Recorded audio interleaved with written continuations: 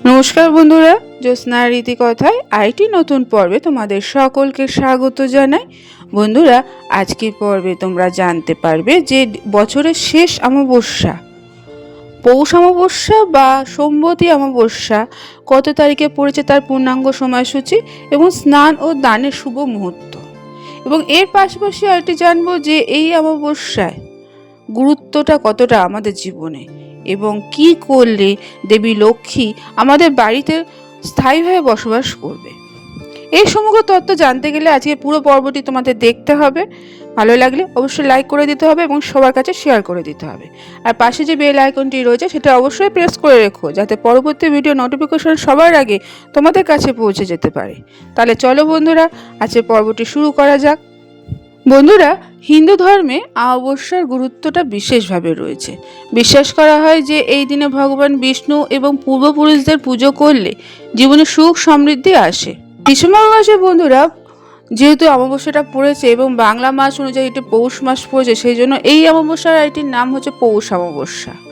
যেহেতু অমাবস্যার দিন সোমবার পড়েছে, তাই এই অমাবস্যাটাকে সোমবতী অমাবস্যাও বলা যায়। তাই এখন আমরা জেনে নেব ডিসেম্বর মাসের সোমবতী অমাবস্যার এবং স্নান দানের শুভ মুহূর্তটা কি। ক্যালেন্ডার অনুসারে পৌষ মাসের কৃষ্ণপক্ষের অমাবস্যা তিথি 30শে ডিসেম্বর ভোর 4:01 শুরু হবে এবং 31শে ডিসেম্বর ভোর 3:56 শেষ হবে। 30শে ডিসেম্বর 2024 তারিখে এই অমাবস্যা অর্থাৎ সোমবতী অমাবস্যা পালিত হবে। বন্ধুরা, সোমবতী অমাবস্যার দিন স্নান ও দানের শুভ সময় থাকবে সকাল 5:20 থেকে সকাল 6:18 পর্যন্ত। এরপরে স্নান এবং দানের শুভ সময় হবে সকাল 5:51 থেকে 7:13 পর্যন্ত। আরেকটি স্নান ও দানের শুভ মুহূর্ত থাকবে দুপুর 12:02 থেকে 12:44 পর্যন্ত। হিন্দু ধর্মে পূর্বপুরুষদের আত্মার সন্তুষ্টির জন্য অমাবস্যার দিনে শ্রাদ্ধ ও তর্পণ করা হয়। এটি একটি উপযুক্ত সময়।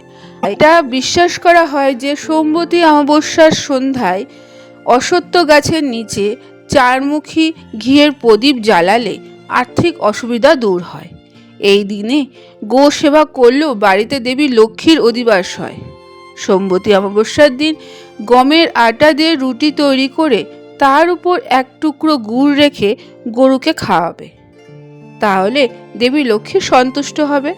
এটা বিশ্বাস করা হয় যে এটি করলে দেবী বাড়িতে স্থায়ীভাবে বসবাস শুরু করে। তাই বন্ধুরা, এই সোমবতী অমাবস্যার দিন এই প্রতিকারগুলো অবশ্যই তোমরা করো, যাতে তোমাদের ঘরে দেবী লক্ষ্মী স্থায়ীভাবে বসবাস করতে পারে। আজকের পর্বটি এখানে আমি শেষ করলাম।